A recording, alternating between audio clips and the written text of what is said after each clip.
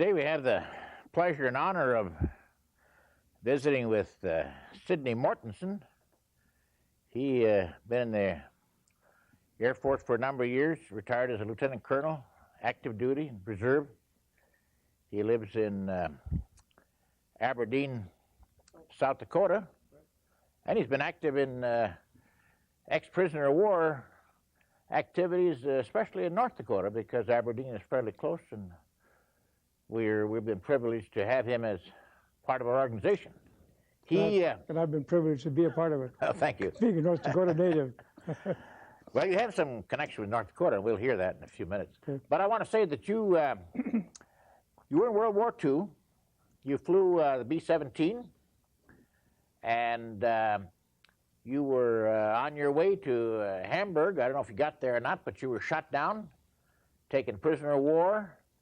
And now we want to hear your story about from the time you started school until you shot down, come back, and here you are today. So go right ahead, Sid. Well, I was born and raised in Hamden, North Dakota, halfway between Devil's Lake and Langdon, and graduated from high school there in Hamden. Came down here at the university in 1934. And was here from 34 to 37. Well, if you recall that far back, that's when it was pretty bare. Well, I was here in 36, see, so You were here in 36? Yeah, 37. 30. So Dad said, Sid, he said, I'm afraid you're going to have to come home and help me. What did I do? Gave me a team of horses and a mower, and I was mowing barley about 6 inches high, and on 60 acres, I think we got about 4 or maybe 6 or 8 foot stacks. That was in 37. Well, then I went into the, I'd written a civil service exam in Devil's Lake.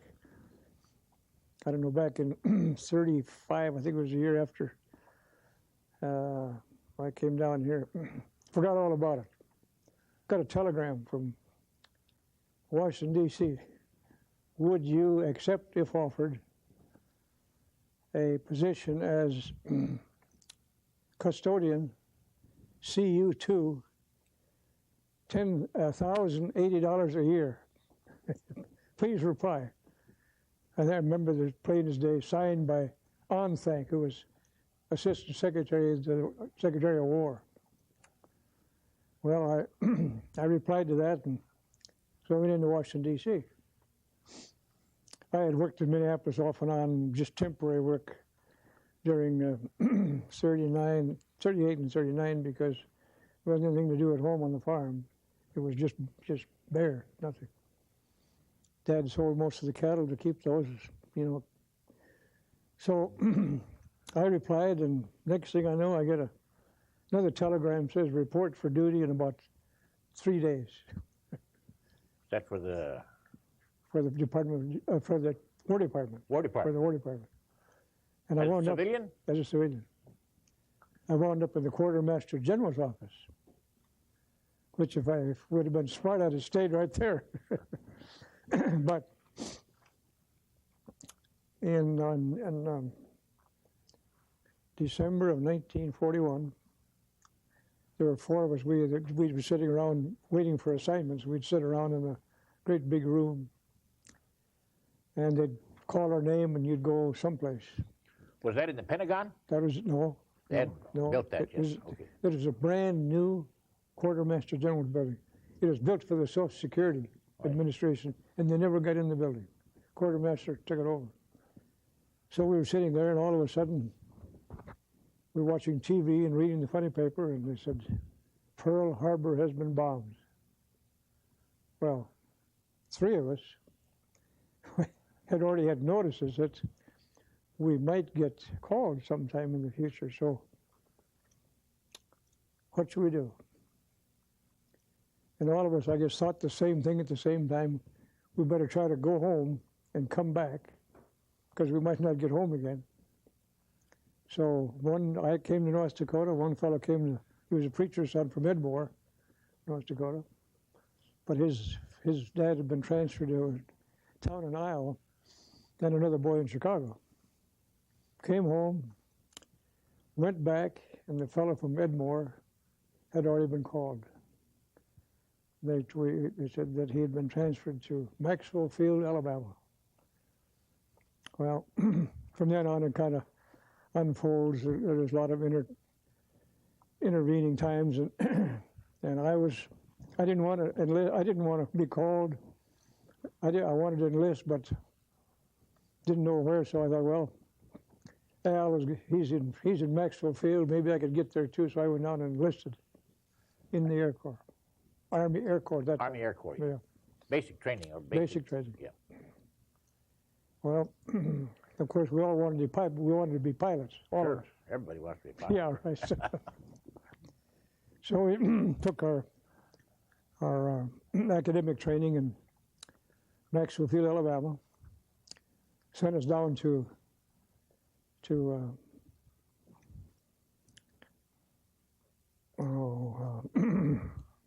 Was in Lakeland, Florida. no, not Lakeland. Sarasota. Oh, Sarasota. Flying Stearmans, bi-wing, B-17s. No, I mean PT-17s. PT-17, yeah. Yeah. Stearmans. Yeah, too good. Well, I could do every exercise except one.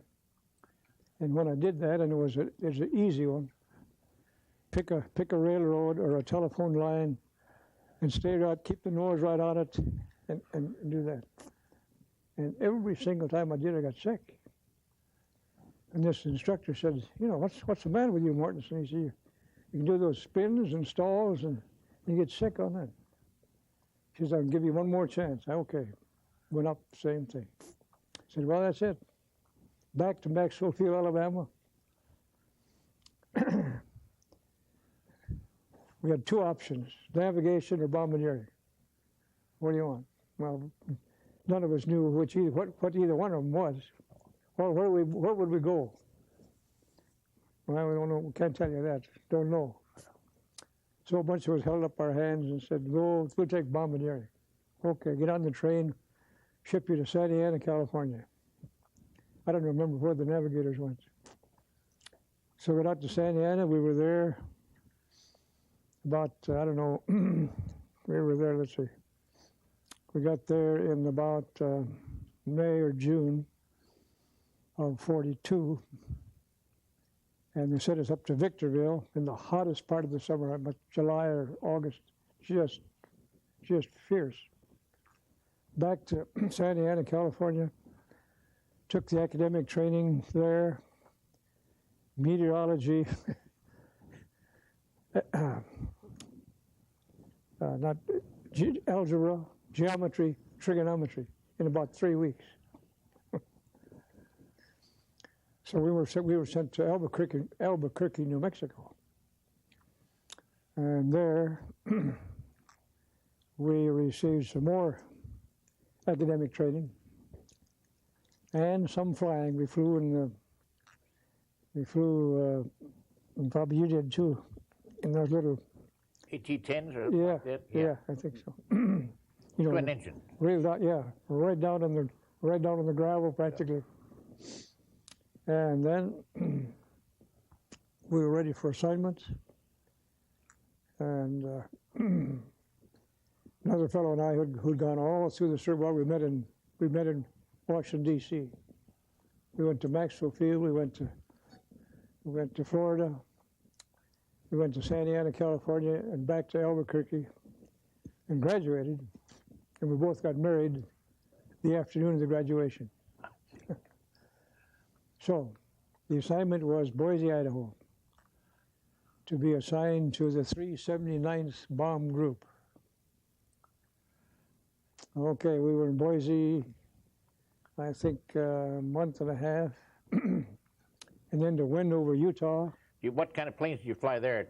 That's where we got our 17. 17s. Yep. Were you on a crew then, or just? Yep. Yeah. The crew was assembled. Yeah. We were assigned a plane, and we flew that plane all during the training. We flew it overseas, and we were shot down in it. So we knew that plane pretty well, except it was a good ship. Yeah, sure. So, went over Utah to Sioux City, Iowa.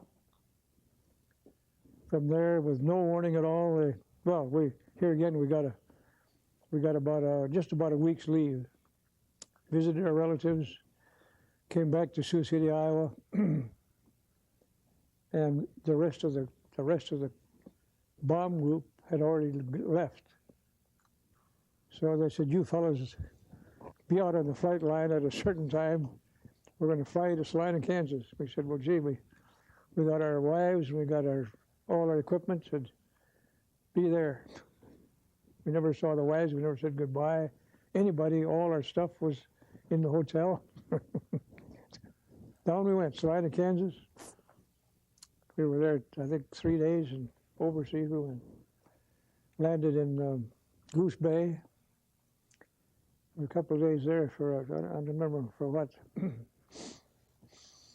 And right straight across the Great Circle Route over to Prestwick, Ireland. Landed there. Beautiful, beautiful April Sunday, I think it was. Just beautiful. You talk about Ireland being the Emerald Island. It really was nice. So they sent us down to a airfield called Bovington Green, right on the very north end of London. We couldn't hardly take off to get out of the London traffic, but we were there.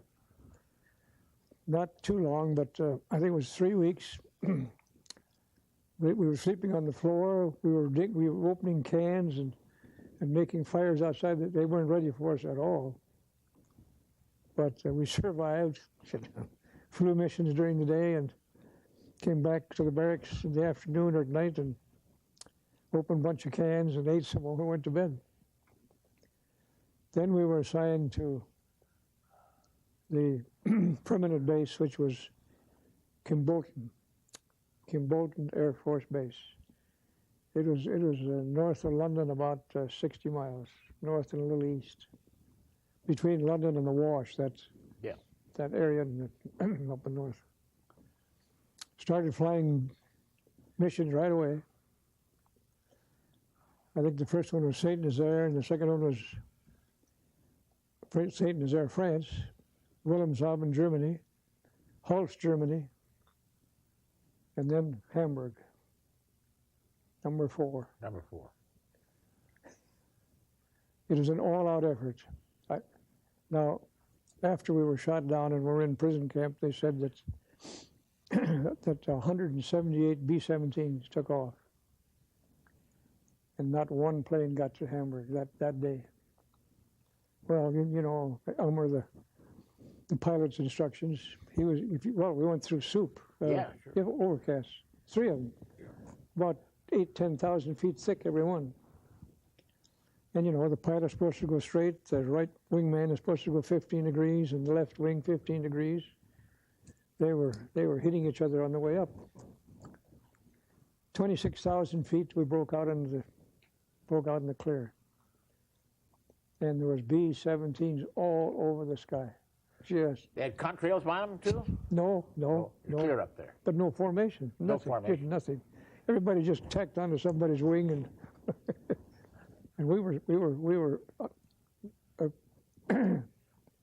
were following orders, radio silence. Yeah, sure. So we didn't get the call back, and all of a sudden these planes were going by and made a 180-degree turn, and you know we didn't know what was happening. Well, if we had been, you know, looking back, it's easy to figure. If we'd have got into the formation instead of sitting out there until the fighters were sitting just out of range on each edge of the wings, just waiting for somebody to. But we didn't see these up above, and they were starting to go through the formation. And the incendiaries got us right in the bomb bays, set us on fire. The fighter come from the top and went through here. Yeah. So we'd made an agreement among the crew that if that ever happened, or especially if we were set on fire, or somebody was hit, we'd head for the deck and try to get back to England. So the pilots did an excellent job. They drove through these overcasts, you know, down through, and everybody was pitching stuff out of the airplane, you know, guns and equipment and stuff to lighten the load. But the fire kept burning, and the first hit we had knocked out our intercom.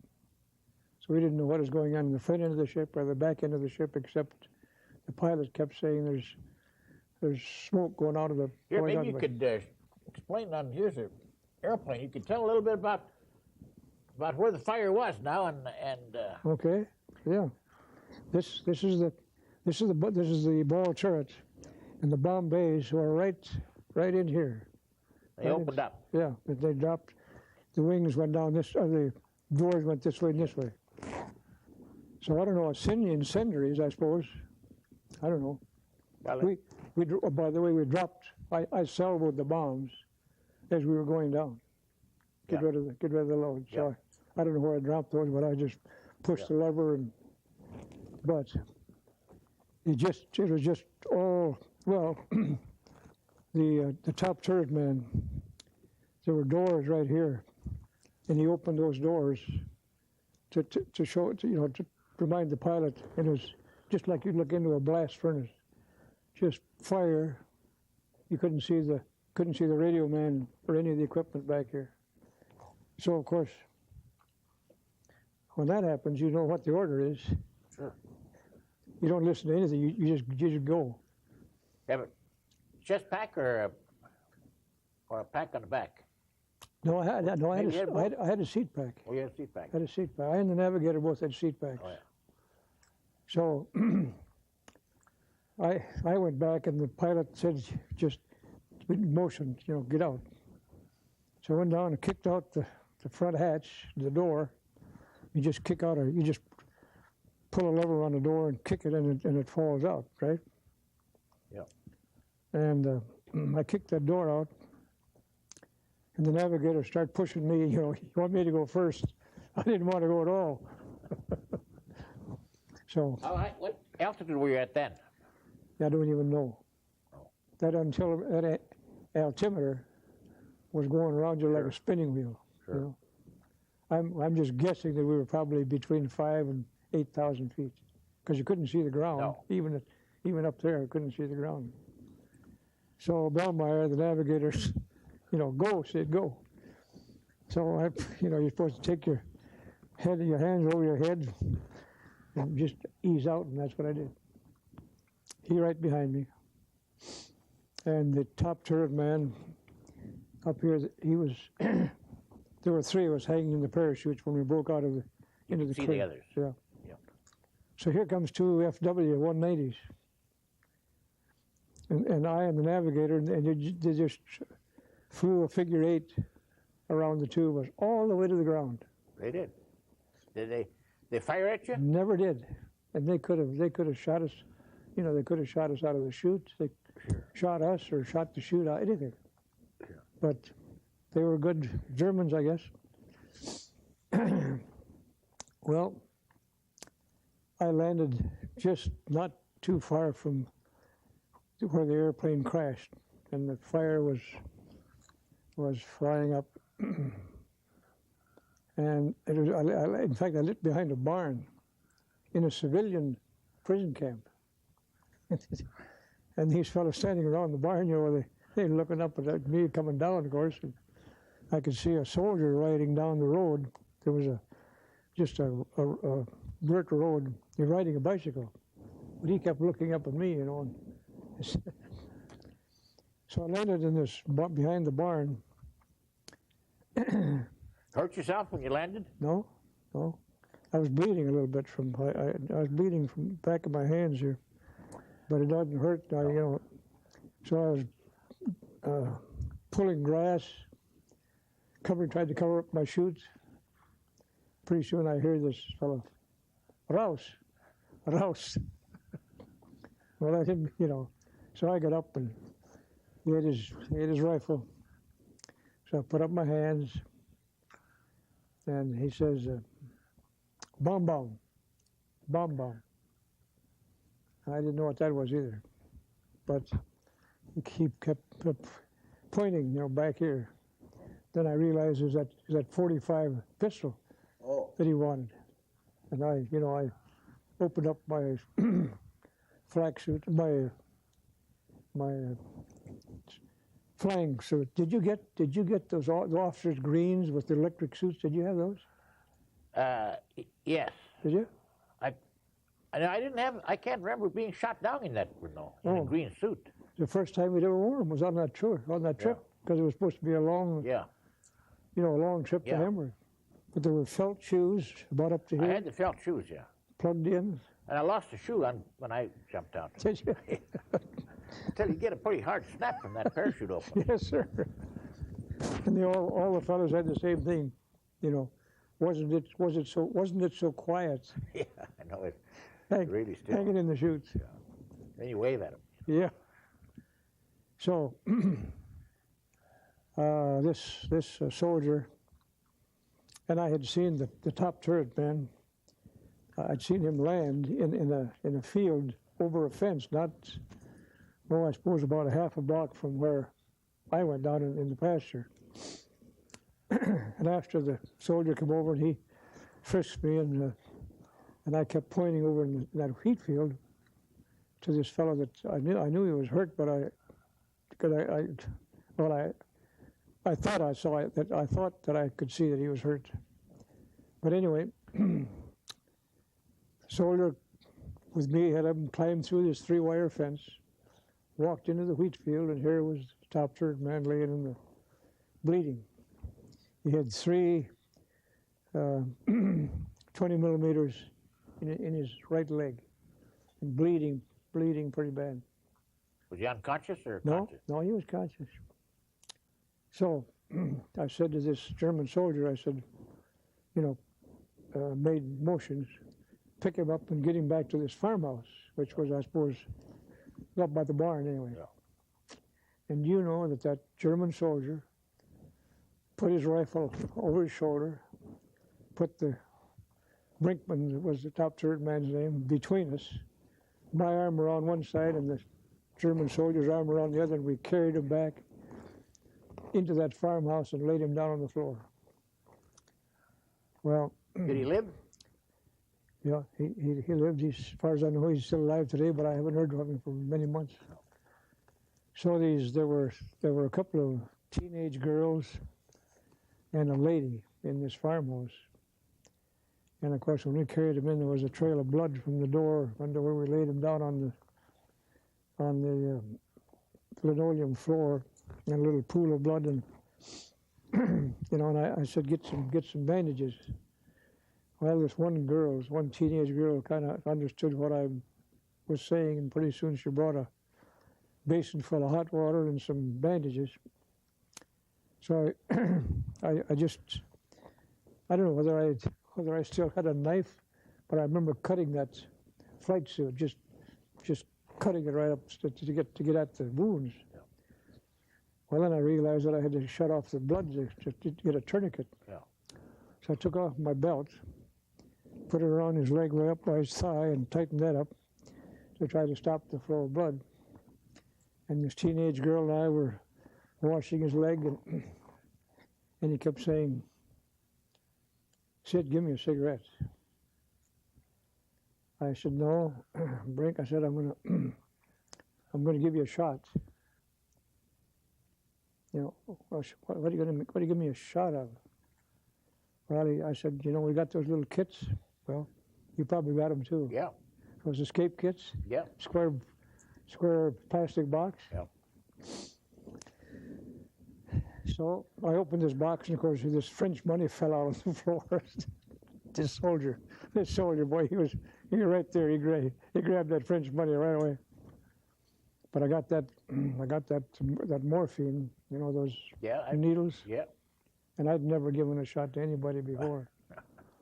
But I said, "Brink, hang on." I said, "I don't know whether it's going to hurt or not." And if you remember in training, they said if you have to give anybody a morphine shot, you're supposed to put an X on their forehead.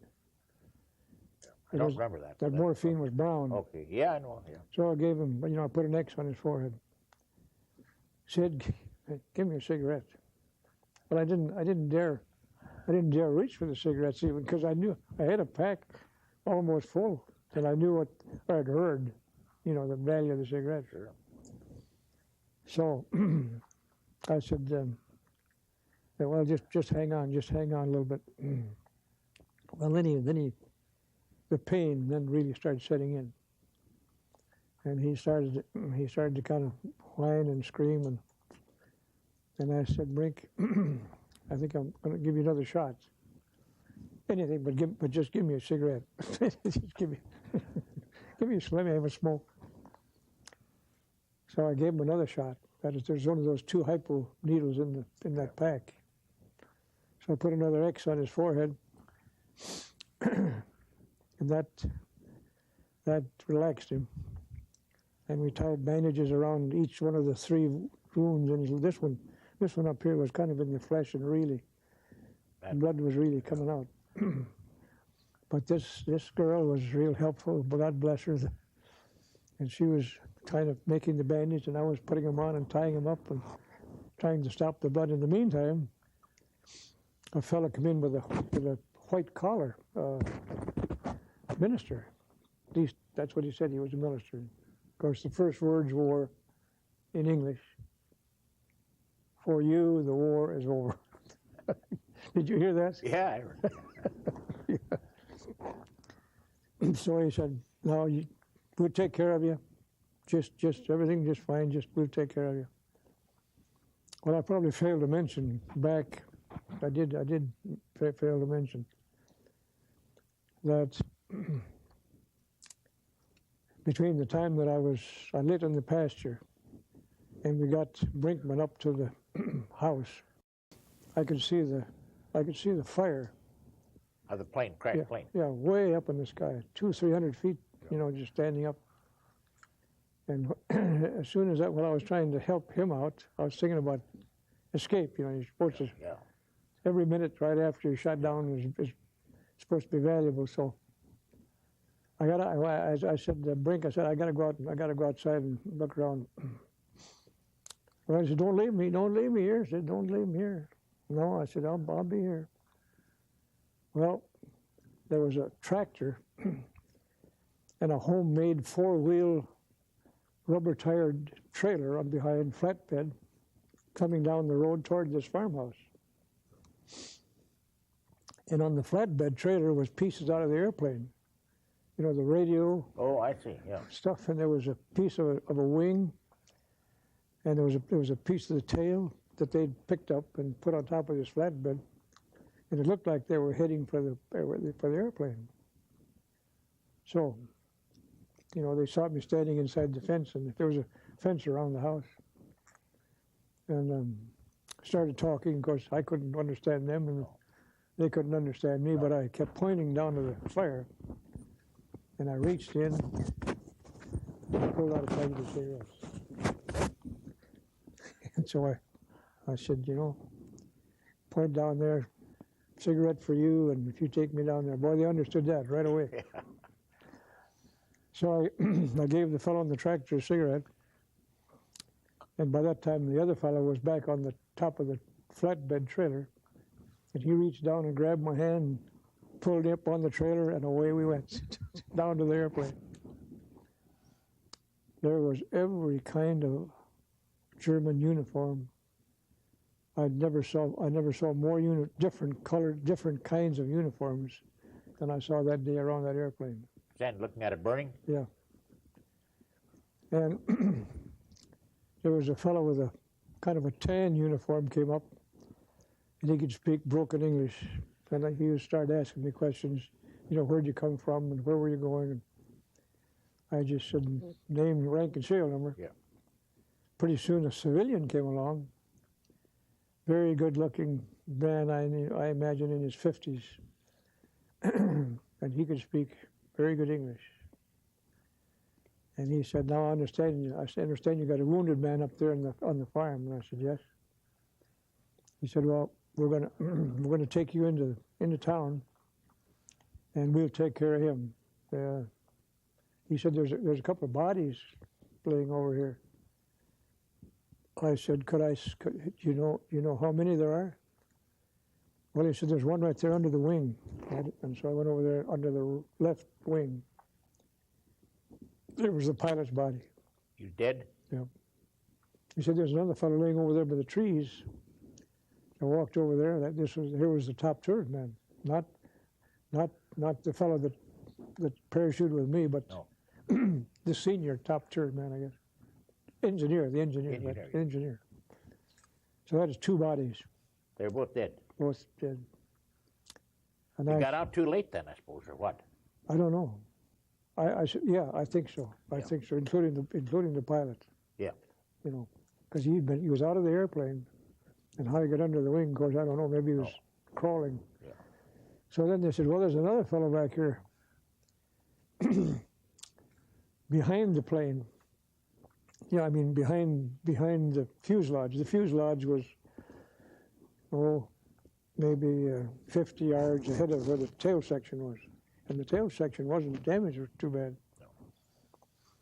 So I went back there, and here laid the ball turret man. Now the ball turret is right there. Yeah. And I don't know how he ever got out of it, because they're electrically operated. Yeah. And how he got that ball turned around and got up and out of there, I had to have to this day. But there was a sad story with that. When we left Salina, Kansas, he and a couple of other fellows started just horsing around in the shower. And he had fallen up against a wooden bench in the shower and kind of hurt himself. Well, they were going to take him over to the hospital and have him checked, but he didn't want to go. But in the middle of the night, I guess it got pretty bad, so he agreed to go over to the hospital. We took off the next day about 10 o'clock in the morning. Got a replacement, they just stuck a body in there, and we left him there.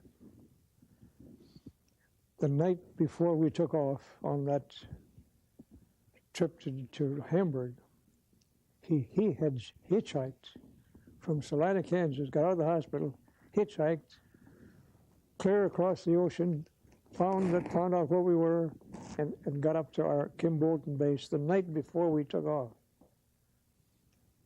So this was about 11 o'clock at night, and here comes Miller, and he said, we were with the four of us, the pilot, the navigator, and the co-pilot. Yeah, the four of us were in Wisconsin. Yeah. You were the officers on the plane, yeah. Yeah, the four of us. The others are NCOs. Right. And he came in and he said to the pilot, he said, you going on the mission tomorrow? Yep. Can I go along? Kind of, Groom said, Doug Groom was the pilot's name. He said, you got to get clearance from the adjutant. So, he said, what Quonset is he in? Well, the pilot went with him. They went over and talked to the adjutant. The adjutant said, no way, I can't give you permission. Well, he didn't get permission, but he came along anyway. He was there when we were going to take off, and the pilot said, okay, because he was a good man, good armorer in that ball turret, and he knew that every wheel and adjustment. And there, 5 hours later, I saw him laying on the ground, burned. He had, the ball turret men had these helmets. Yeah. His face was just burned to a crisp, and all the clothing burned off, clear down to his knees, just stripped. Was he dead? Yep. So they said, well, there's one more man, but he probably we don't know whether he was even on your crew. And I said, where is he? Well, between the fuselage and the tail, in the trees, was laid just a coal black body, burned to a crisp. Well, hair was burned off, all his whole body, all his clothes were burned off, and as I say, his skin was just black. So I really didn't know, but I thought that's got to be the radio man. And we discussed it later on with the navigator and the top turret man, and they said, yeah, it had to be him. It's okay. That took care of of the pilots, the engineer, the top turret man, and the radio man, and the ball turret man. So where's the tail gunner and the co-pilot and the navigator? Took care of all but 4 of us.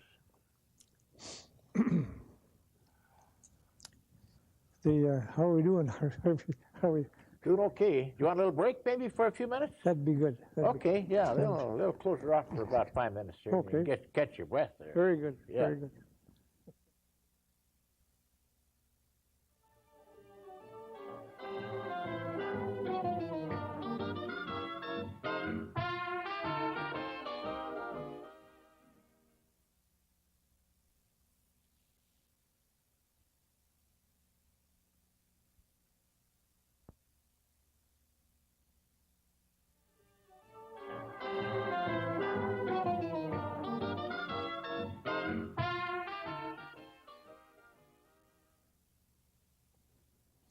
Well, I was talking about the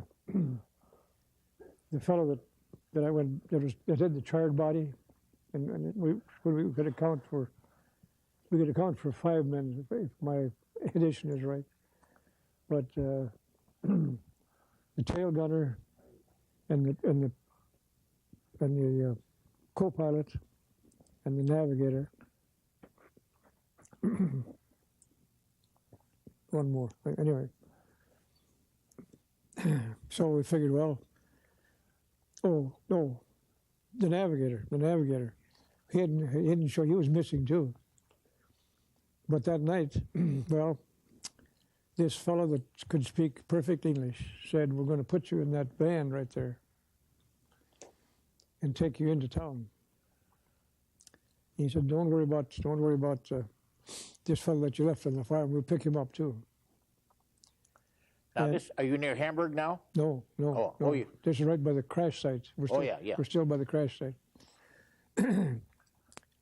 So they put the fellow that I'd got out of the wheat field and myself, put him on a stretcher in the back of a van, and I sat in there with this guard, and off we went. I don't know. We were on the road, I suppose, for maybe a half hour, 45 minutes. And we pulled into another farm, and the barn had about 6 foot stone foundation around it, and then a hip roof.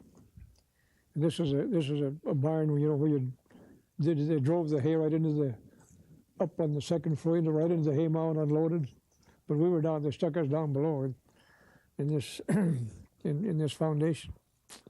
Well, one by one, until there were about, I think, 9 of us from our same squadron came in, one at a time, while they'd come through the gate or come through the barn door. And later on that evening, in comes the navigator. So then we could account for 5 of us being alive from the crash site. Well, in came a couple of old fellows, old soldiers, with the green kind of, they looked like celluloid caps with the peaks, the peak sticking out. Yeah. Old German. Yeah. Way back World War I style. And they came in, they said, "Well, you guys got to take off all your clothes." Well, why do we have to do that? Because we gotta search you, and we're going to take your clothes so you can't run away. There's one old fellow. He didn't speak very good English, but he got the word across. So okay, out comes the guns, you know, get going. Stripped us absolutely naked, shoes and socks. So then another fellow, this other old fellow come along, and he had an armful of clothes, and he'd toss out a shirt, you know, and I got a pair of Polish breeches, OD breeches, and a pair of socks, and a pair of Dutch wooden shoes, and a blue RAF jacket. That was my clothes. And the same with the others. The other guys got similar, but shoes. They took our shoes and gave us these wooden shoes. You know, so clomped around there, and a lot of us got blisters from, you know, well, I suppose it's rubbing or something, you know. Anyway, so we found out that I'm trying to think now. Oh, then they put us back in another van with pieces of the plane, and just about, well, as I say, I think there were 8 or 9 of us from our 379th bomb group, and a lot of them from our squadron. And we drove till, oh gosh, for 3-4 hours, and stopped at a railroad station. And one of the guys peeked out and saw the name Quakenbrook on the station. Well, nobody knew where Quakenbrook was, but at least we had a name anyway. Yeah, we had a name where we'd been. And from then on, you know, it's a little, my memory is pretty dim, but because we were tired out, you know, we left, took off, I suppose, about 5 o'clock in the morning. Had you had anything to eat or nothing to drink? Eat. You had no eats or drinks. And the strain, you know, and the tenseness. And I'm just guessing that about 11, 12 o'clock at night, they put us on board this train. And we rode that train that night, and as I recall, most of the next day. And again, somebody looked out and saw a sign that said Frankfurt. And this was on the Mainz, on the one on the Mainz. There's 2 Frankfurts, I guess. Yeah. Right?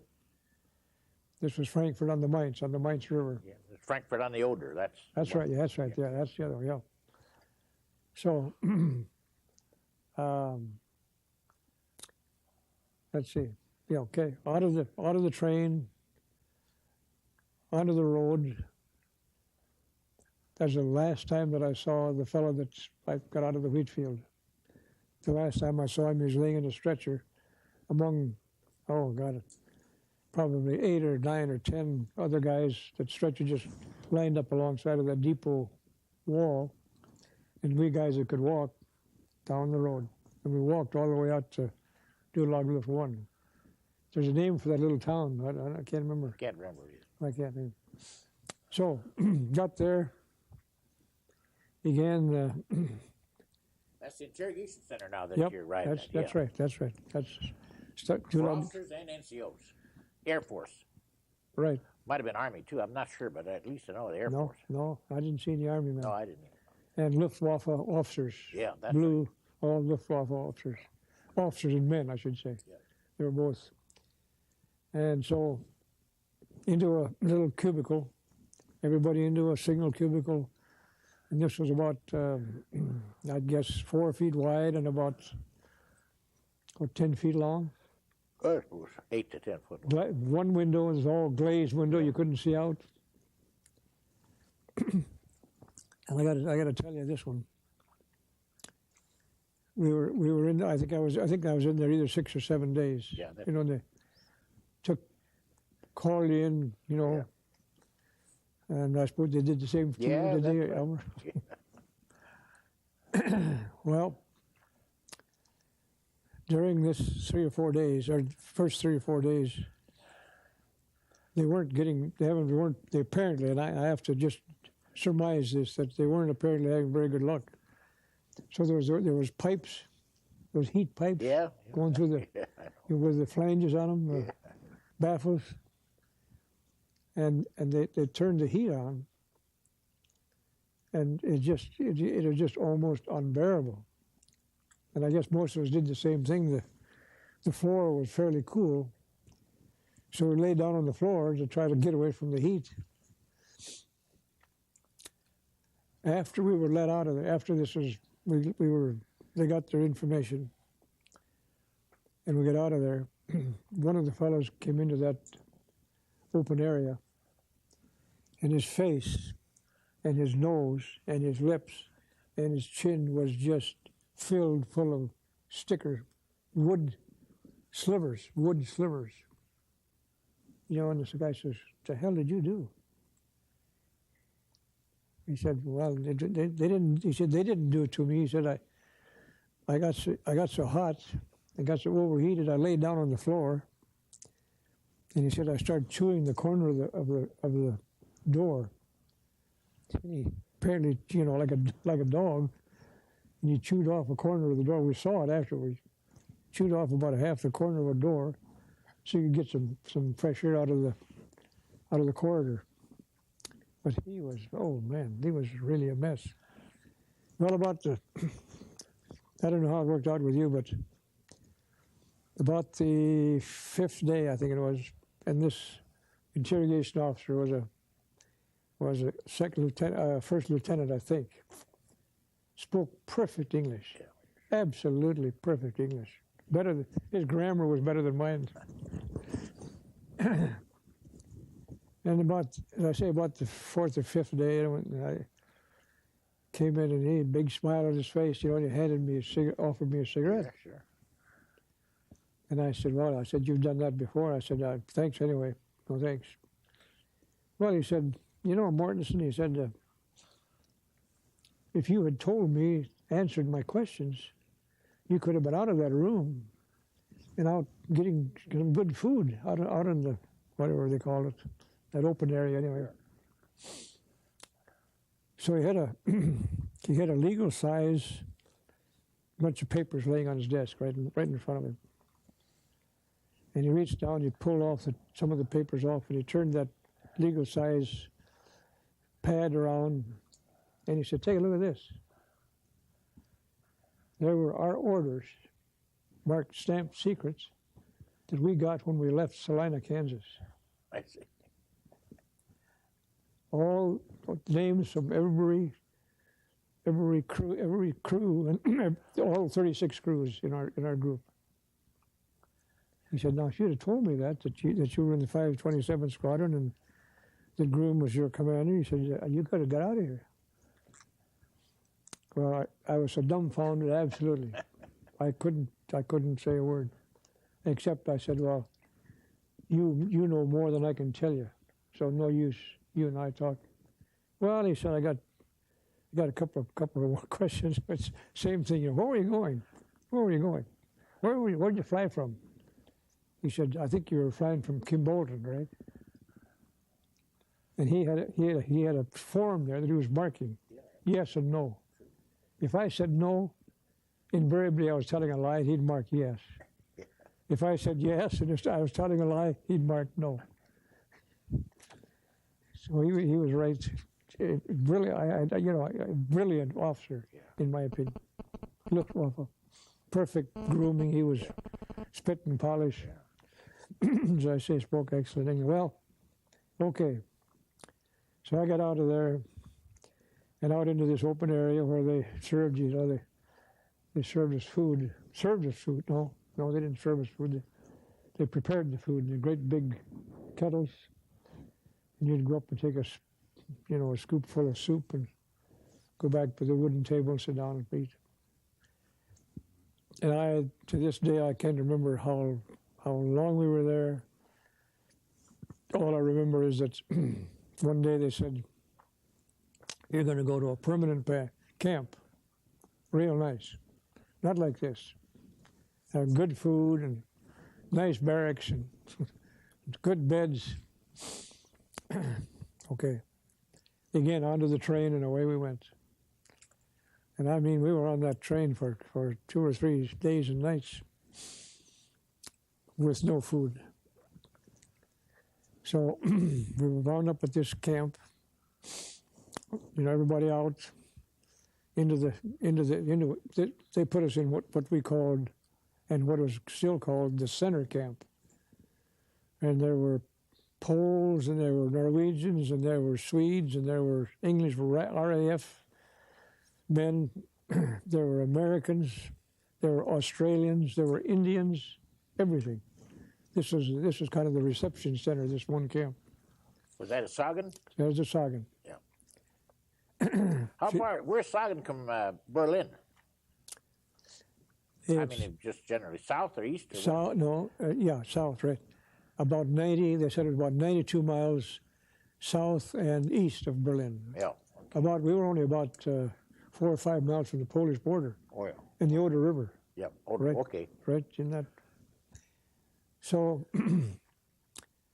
we were in this, and, we, of course, this picture, looking for this good food and all these nice beds and everything. Well, I think at that time there were just two double bunks. Later on there were 3, Yeah. And the mattress was a gunny sack, Yeah. filled up with Excelsior or straw, depending on what was lucky. And the blankets was one gray, pretty good woolen blanket. That was it. And the food, as I say, we went to these big vats, and you had a great big dish, or was it a bowl? Each man had a bowl usually. Yeah. But I'm thinking about the dipper that we used to dip in and fill your bowl and go and sit down. Yeah. And it was food because we hadn't had very much. Now my memory gets pretty dim, because we were separated from this center camp. The Australians and the RAF and the Indians. These Indians, did you ever see any of those? Didn't have any where I was at. No. Turbans. No. Big turbans. Yeah. And they were. I tell you, those guys were rough. Man, they didn't take any guff from Germans if they stuck a barrel right in their mouth. They didn't care, just boy, they so they separated us, and of course they were building this brand new camp just to the west of this center camp, which became known as the South Camp. And as I say, whether it was a month or 3 months or whatever, I don't remember. And one day they said, "Okay, we're going to move you into this brand new camp. Now this is really nice." That's Americans now. Yeah, this is American. So they put us in the South Camp, only Americans. And they were brand new. Of course, it was all wood, and they had the same bunks and they had the same mattresses, but it was new. And we just kind of teamed up. If you had some friends, they'd say, "Well, how about when do we?" See, at that time we were getting. At that time, when they moved us to that South Camp, we were getting one Red Cross box per man per week, right? Oh, that's pretty good, yeah. Was that right? Well, that's at the most, yeah. They used to be about every 2 weeks or 3 weeks there. Well, towards the end, of course, it was. Oh yeah, no, it always got less all the time. Yeah. Less food and more men to. That's right. But I think it was anyway. So we just 6 of us just said, "Okay, we'll pool our Red Cross bars." Yeah. Call it a combine or something. Right. Yeah. Yep, combine. And this one fellow, I don't know. He claimed he was a pretty good cook, and he turned out to be a real good cook. He could make something out of nothing. So we formed this group, and that went on for several months. And by the time, then of course, there were men coming in all the time, so we had to make room for 1 more or 2 more, and so on, until I think we had 3, 6, 9, 12. I think we had 12 men, 4 bunks of 4 bunks of 3 high. I think it was 12. And took turns. 2 guys would cook for a week, put the food together and take it out on the stove. a little stove, but we had a little stove about that wide, about so wide. So What kind of a porcelain thing? Or? no, there's iron. Oh, iron. Iron. I didn't see it. Just like your mother and dad used to have out, Yeah. out on the farm. Yep. No, didn't have it. Two lids, two iron lids.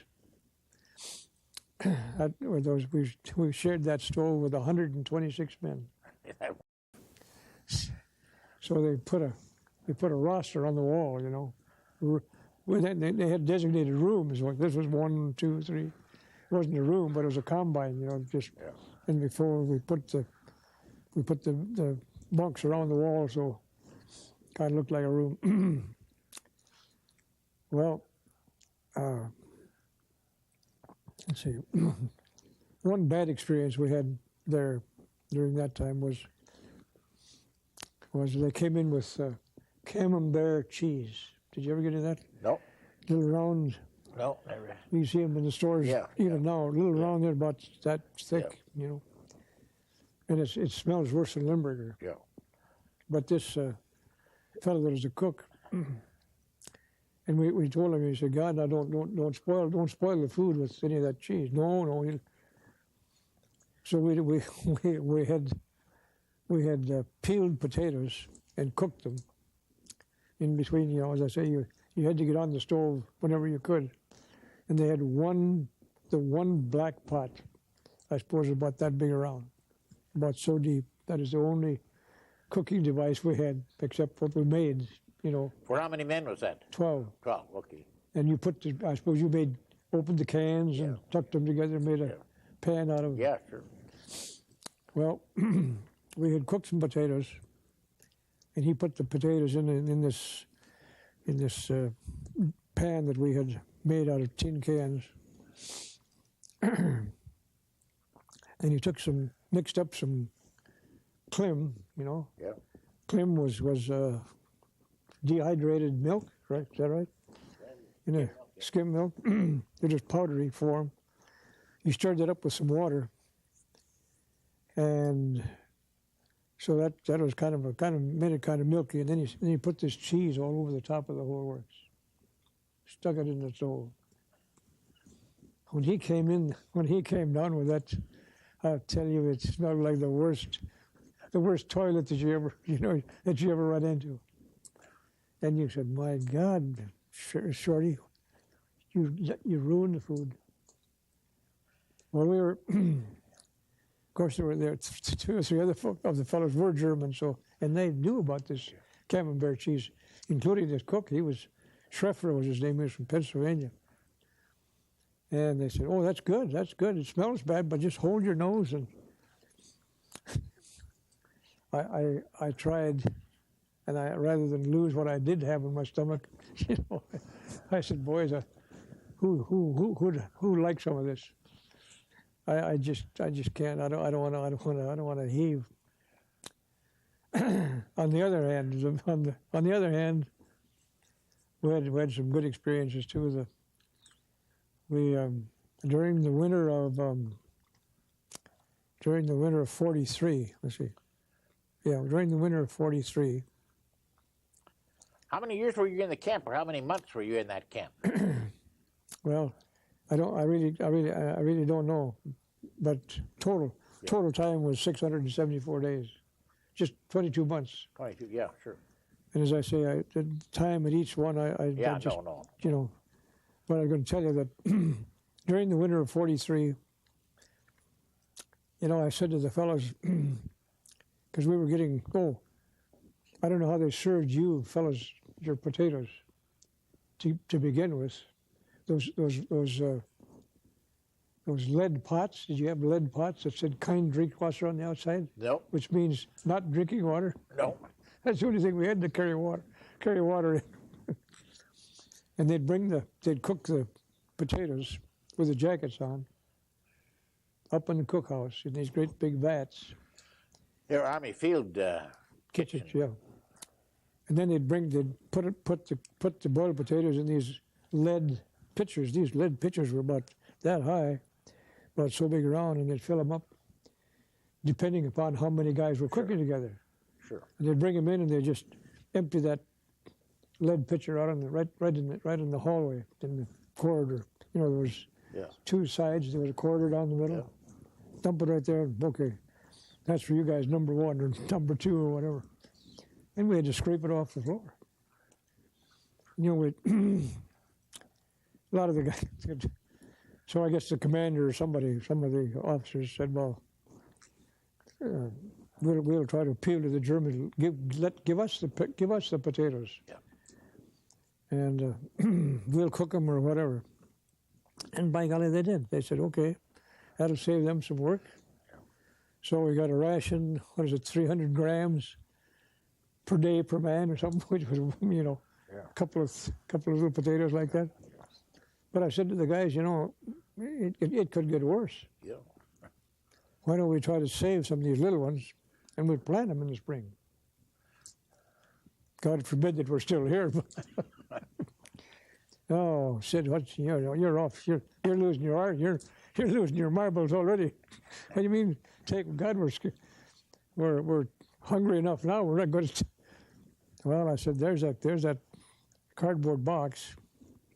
Why don't we just throw it in there about every 2-3 days? Oh no. Well, I finally hummed it until they finally agreed. Well, maybe. So I visibly, you know, it had to be visible. They could see them, so they knew somebody wasn't taking them out of there. Sure.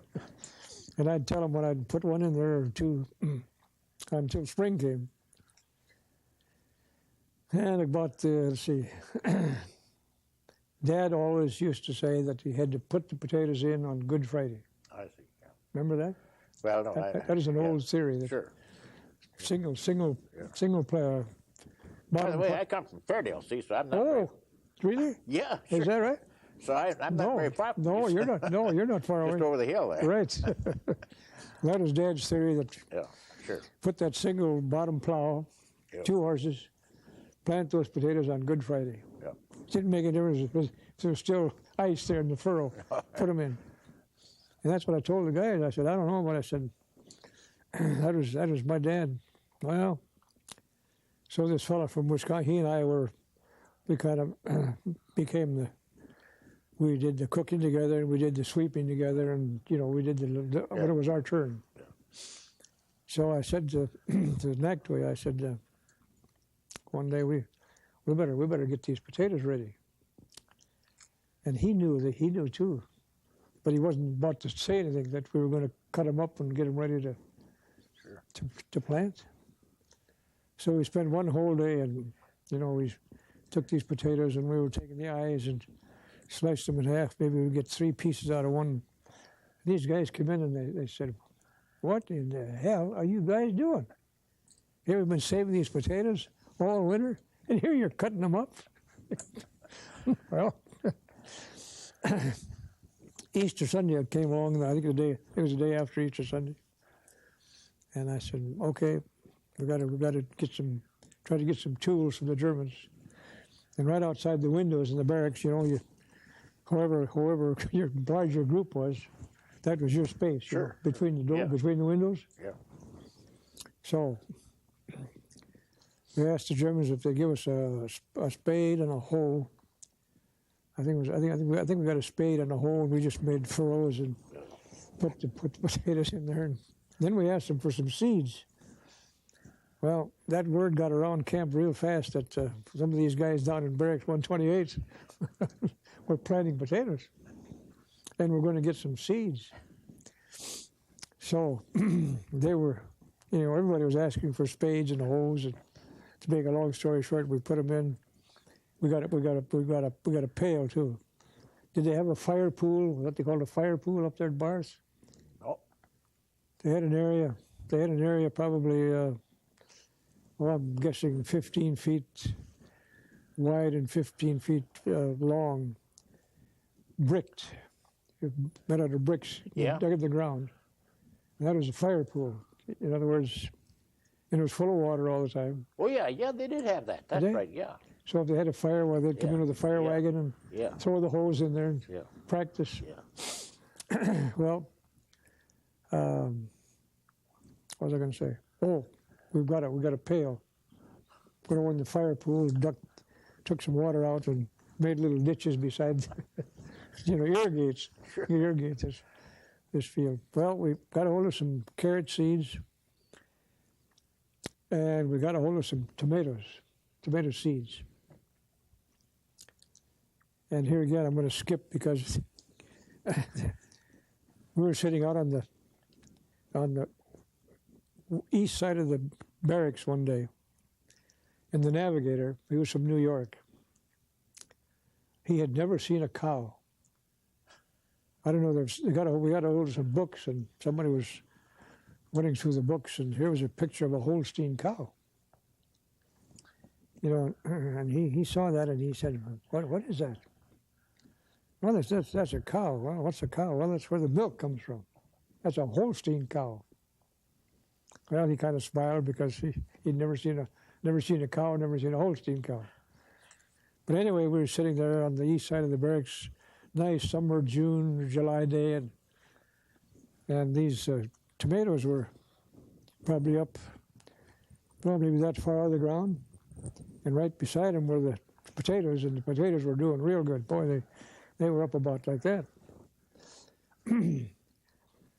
So Elmer, the navigator, he turned to me and he said, I can't see those potatoes. He says, I can see those little tomatoes on the vine, but I can't see the potatoes. I said, Mel, they're right there. See those vine, those green? Yeah, but I said, I can't see any potatoes. He didn't know, and I just suddenly realized that he was sincere. Yeah. He thought those potatoes were supposed to grow on the vines just like the tomatoes. Sure. So we had kidded him about that for a long time. Well, 4th of July came along in the summer of '44, and I don't know where the fellows got green felt, and they put together some boards, and I don't know where they got, somebody I guess got a box full of sugar cubes, sugar lumps, and they took the sugar lumps and put the 1, 2, 3, 4, 5, 6 on the sugar lumps, made dice out of them. Oh. And by that time, we were getting quite a few cigarettes, in the parcels. Yeah. So, and some of the guys, their folks had sent them boxes of Sure. Roy Tan cigars. Oh, yeah. So they were really precious. That was High class. You bet, that was right uptown. And this fellow, he was a Jew boy from Dallas, Texas, and he got a hold of some green felt, made a table, got these sugar lumps and marked them 1, 2, 3, 4, 5, 6, and he'd play blackjack with a guy. We had some cards, and they could bet cigarettes, or these guys with cigars. Sure. That cigar, that was worth about 8 or 10 cigarettes. And of course, by the end of the day, he was a millionaire because he'd taken them all. Yeah. Say, do you have a newspaper there in camp, or do you get a radio, or find out what was going on in the world? Yeah, we got that Völkischer Bierbacher. You probably did too. The German newspaper. No, didn't get that. Never saw that. Never saw that. No. Now, there's a newspaper. There's German propaganda, of course. Yeah. And Come into camp to get it in camp. Yeah, they brought it in. Yeah. I don't know how many we got into camp at a time, but it was quite a number because we used that newspaper. That is kind of precious too. Well, I would think so. We lined our beds under the sheets or with those newspapers. But when you mentioned there was a loudspeaker on the outside of the barracks, and I think it was about 4 o'clock every afternoon. There'd be a German commentator who speak German, and we'd gather around, and if you could pick out a German word, of course, there were 3 fellows that were authorized to contact the Germans. We were not. We were absolutely forbidden to contact. Yeah. These 3 men did all the negotiating, and they'd listen in on the news and take it down, and then they'd tell us what the Nazis were saying. We were kind of careful. We Nazis rather than Germans, because the German people, we found out, were pretty nice people. Oh, yeah. So, and then we, you know, I'm sure like just exactly the same as your camp, we had all kinds of skills.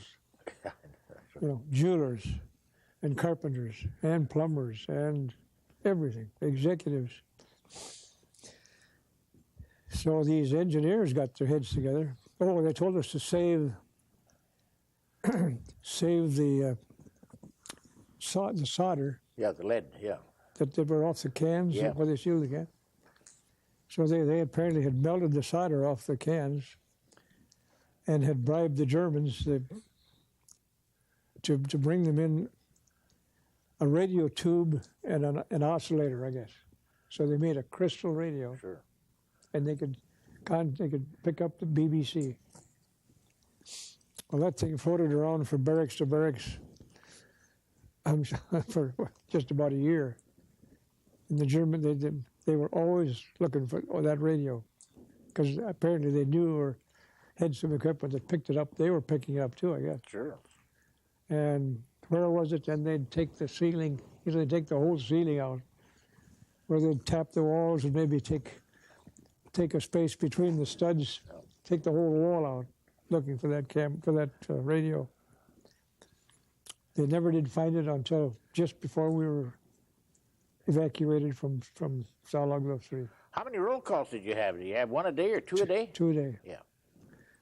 You formation out in front of the barracks. Yep. There. 8 o'clock in the morning, everybody, summer and winter, and 4 o'clock in the afternoon, summer and winter. Didn't make any difference whether it was raining or snowing or. Did many men get sick in camp? Surprisingly, not too many. No. Anyone get lose their mind? Yeah, or yeah. A few of those. Yeah, we had one fellow on this, when I was talking this fire pool, it froze over in the wintertime. Yeah. And they brought in a half a dozen pairs of skates. Oh, they did? You know, you could just barely put the skates on and turn around on this ice. One fellow fell down and bumped his head on this brick on the side. I guess he had a skull fracture. Went out. They said, you know, after 2-3 weeks, well, sorry, Carson died. He got pneumonia and died. Another fellow just next combine or so down from us started screaming one night, just deathly scream, and he was hanging onto his stomach.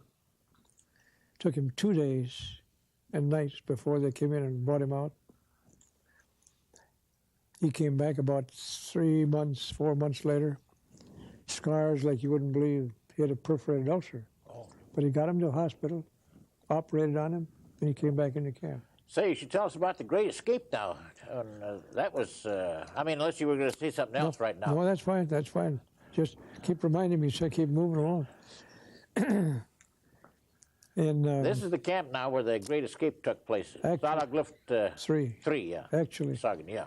We were in this south camp, and what was called the north camp was where they had all the British men. Yep. RAF, Air Force. They had it segregated like that. Well, a couple of our lieutenant colonels and a colonel who had come down early in the war back in 1940 and 41. Yeah. Americans, and they had put them in with the British. And, you know, as I say, these British and these Australians and Indians, they're tough and they're clever. Yeah. So they had devised all kinds of ways to dig tunnels. And I was just telling you a little while ago about the tunnel we took out the drain in one of the big toilets, and we chipped away all the cement around the drain so that one man could go down, get down in there beside the drain going out. And then That's in that laboratory or toilet or whatever, inside there? Yeah, inside. Okay. Inside. It was a concrete floor in this particular one. A little drain in the center of the floor. And I guess we dug, that was in center camp. And they dug that out, as I was telling you, just beyond the outside of the toilet, and maybe 10 feet beyond that. It was going outside of the wire. No, outside of the wall. Oh, outside Outside of the toilet okay. wall. Yeah. And then this big rainstorm came. And they had, well, I'm sure we talked about honey wagons. Yeah. A honey wagon was an old-fashioned, what you used to use them in steam engines, right? Yeah. Up in north. Hauling water. North of, yeah, hauling water. Well, they would come in, and there was, beside the toilets, in the newer ones, they had a concrete sump, and they'd throw that hose down in that concrete sump and pump out the waste, and they'd take it out and spread it on the fields. They'd pump it out and put it into that there big tank. Right. Yeah. Yeah. The tank was propelled, I mean, they had horses to Two pull it. horses. Yeah. Well, as I say, after this big rain, and the man with the honey wagon came in and drove his horses up beside it, and he was working away, pumping out. Well, when he went to leave, he turned the horses out and around behind the toilet, and they went down right into this tunnel. So that is the end of that. You know, and these guys, these Germans stand up. Oh boy, you Americans, you really think up some wild deals. Well, as I say, that week before Easter of 1944, the North Camp, and they'd been building this without our knowledge. This was pretty secretive. They'd been digging this tunnel, and they did things. Of course, we learned they taught us, in order to dig this one tunnel that I was just talking about, to disperse the sand was a problem. Did you have that? Yeah, we had the same thing. Because if you put it on top of the ground, they'd see that white sand right away.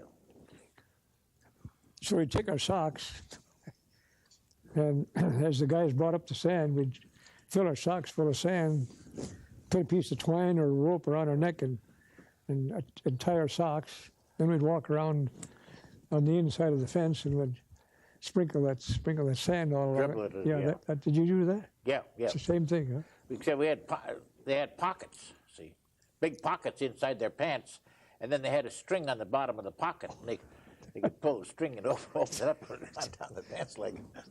They were all the same system, yeah. That was clever. We didn't get onto that one. Well, they had been digging this apparently for months. I mean, elaborate. Yeah, I know that was. No, you may. This is on the Great Escape now we're talking about, right. The one that's been in the films and books and so on. Okay. Yeah, that's the name of that film, The Great Escape. Yeah. They had dug this tunnel. Well, if you can imagine taking, bedboards. We didn't talk about bedboards, did we? No, but bedboards were about 1x4s that they that's put. right, yeah. Huh? Yeah. That they put on under the. That is the base in each bunk. They were loose. Yeah, they were loose boards, and they put them in the bottom of the bunk. Then they put this mattress. So-called mattress. Yeah, this gunny sack on top of that, and then your blankets. And they used those boards as they were digging to shore up the tunnel, right? You guys That's right. Yeah. You did that too? Yeah. Well, as I say, they made an elaborate tunnel, and we were even assessed boards, from our camp, and that fence was about 12, 14 feet high between the two camps. Yeah. So they'd have a couple of guys by the guards. They'd get the guards. They'd be playing ball or pitching something, and then they'd throw a board or two over the top of the fence to the Englishmen, to the RAFs, so they could keep building. But they built a trolley and a truck, even with with wooden wheels and a platform. I mean, with 4 wooden wheels and a place for the guys to lay down. And they pulled this thing on a track made out of bedboards. Inside the tunnel. Yeah. Inside the tunnel. Yeah. And as they worked forward. And they had a rope on it, and as they worked, they'd come back and dump. Did you get that? Yeah. Did really? Except ours wasn't as elaborate. We never got out. No, well, they even tapped into the electricians figured out how they could tap into the electricity, and they had lights down in there. They did. Well, the distance from the barracks to the fence, I'm just estimating, was like about 300 feet. And they dug that. They dug that thing. It was just about 30 feet deep down before they started out. And they had planned it so that they would come out. See, here was a fence. Here was an open area where the guards and the dogs made their trips around. Yeah. Then there was a whole. Then the trees started, because this was in the pine forest, right? Woods, yeah. But they miscalculated when they decided to come up, and there were 52 men briefed, and I mean these fellows made uniforms. Yeah. They made Currency. brief cases. Yeah. They made black caps and hats. You know, just I really well. Here's another story. They asked us to put on a play. Maybe it was the 4th of July. I can't remember what the occasion was, but it said we'd get red, white, and blue crepe paper. Ask the Germans for red, white, and blue crepe paper. Okay, so we worked up something and asked. We had to have some rolls and rolls of that red, white, and blue crepe paper to put on this play. And surprisingly, they brought it in, and we used it. But we didn't give them back. We didn't give it back. We rolled it up real carefully, put it in water, and boiled it till we got all the dye out of it. We had red and white, red and blue dye, red and blue water, and we boiled that down until they were just red and blue crystals. We put those in socks and threw them over to the British, and they added water to the red and blue crystals and dyed the clothing. Uniform. Different kind, made uniforms. German uniforms. Yeah. They use that as part of the escape too. But as I say, they miscalculated. Instead of coming out, the tunnel coming out and coming up into the trees, they came out just at the edge of the trees. And it happened that this was about 3 o'clock in the morning when they started going out one at a time. They'd run this trolley. One guy'd get on and run it out, then he'd stay there, and another he'd pull it back and let them go. 52 men with German camouflage, clothes, some food.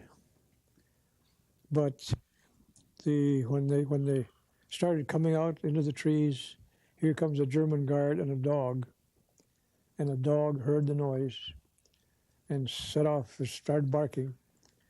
The soldier went over, and here the guys were just coming out of the tunnel. So they caught him red-handed.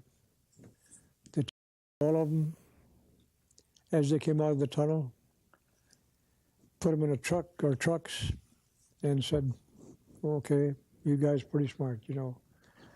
we're gonna take you out and give you a feed, because we really admire you for all your electricians and your carpenters and all your engineers and so on. This was really a real, you know, first, what do they call this? First state of art." Yeah.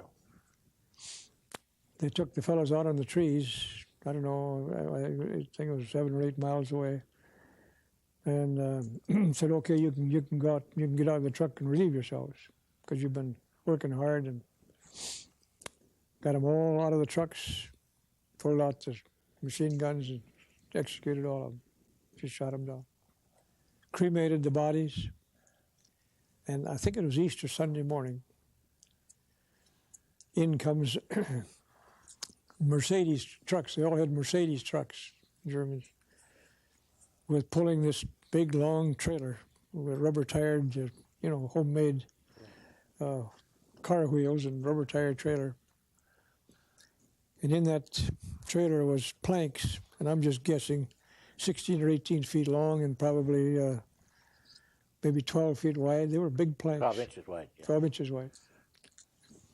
And they had they'd made a hole, dug a hole in this plank, and they had taken the ashes from the cremation and put the ashes in these pewter urns and stuck those urns in each one of these holes and brought them in. And I think it was Easter Sunday, and they said, "Okay, you guys, if you're gonna keep digging tunnels, well, here's where you're gonna wind up." Well, again,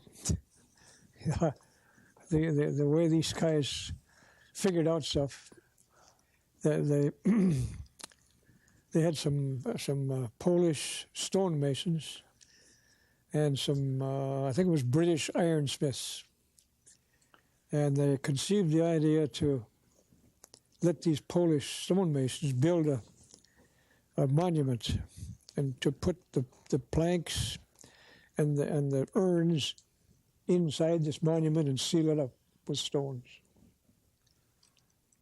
And so, they appealed to the Germans, and Germans are pretty ceremonial. They said, "Well, okay, yeah, well." So they let these Polish men go out, pick out some rocks, and they were cutting them off just perfect, just like you'd see it. You've seen foundations around Fairdale probably that are just smooth as can be, right? Cut. And then the ironsmiths, they let them got them a great big piece of iron. I don't know. I never did see it, but they said it was about 8 feet long and about 6 feet high. A square piece of iron, and these ironsmiths carved the names of every one of the guys, and they stuck that into this stone monument. And as I say, apparently that's still there out in the woods. But it was the most, in the Nuremberg trials, they said that was here's a physical evidence, concrete evidence of what the atrocities that were carried on by the Nazis. So they used it during the trials. As I say, I understand it's still there out in the woods. Say, how were you liberated from the camp there? On the let's see, January, was it? No. January, February, March. No, it was in May. 1st of May, around the 1st of May you got liberated, wasn't it? April 29th. April 29th, okay. Yeah. I'm trying to think. Okay. They came into camp one night about 10 o'clock. The Russians? No. Americans? Germans. Oh, Germans. Germans. And said, "We'll give you 30 minutes. We've got to evacuate this camp because the Russians are coming across the river." Well, it was pandemonium, just absolute. Yeah. It was disaster. But everybody grabbed what they could. They take their pants legs and tie them together and stick food or clothes into their pants and tie them up and throw it over the back, and away we went. 5 below zero and about 4 inches of snow on the ground. This was in the last week in March, or the first week in April. Loaded as we walked 87 miles, I think. Then they run into the Americans in? Then they put us in boxcars. Oh, yeah. In those French 48 cars, I think they put 50 men in each one. You couldn't sit down. You couldn't. No. You couldn't stand up. You couldn't sit down. How'd you get to Camp Lucky Strike then? Well, here again, we were in those boxcars. We went in those boxcars, I think in Spremberg, and there was about 4 inches of horse manure in the bottom of these boxcars. If you ever go into Washington, D.C., you ought to go and see that museum. It is an exact... What's the name of the museum? Well, that's beside the point.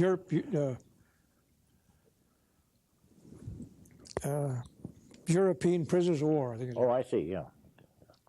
And then you went. Then they got you to Lucky Strike, and then you went home from there. Yep, got on a troop ship. Yeah. When we were going in the train, we were going down from this. We got on the plane just outside of Saugan, 87 miles to a town called Springburg, and we lost men. You know, the guys would just pass out, tired, no food. They take the shoes off. The first night was the worst. The fellows, you know, none of us had very good shoes. They take the shoes off, and the feet would go just like that. They couldn't get the shoes back on. No. And they had to walk in the snow like that. And some of them, I said, they just gave up, and I never know whatever happened to them. Well, We never saw them. that was a very, very interesting story you told us, and we got to find out a lot about the details of how you were shot down. And Well, I hope I didn't bore you too much. No, all those details are very, very interesting, yeah. So I want to thank you for coming here from South Dakota. And I know that your children or relatives will enjoy this Immensely. tape. Immensely. Yeah, I mean, it's, you know, first-hand accounts. And Earl, Elmer, I want to really congratulate you and compliment you on thinking up this project. Yeah, well, terrific. Now if you guys are going to do This is terrific. Well, but you've done the leadership. Yeah.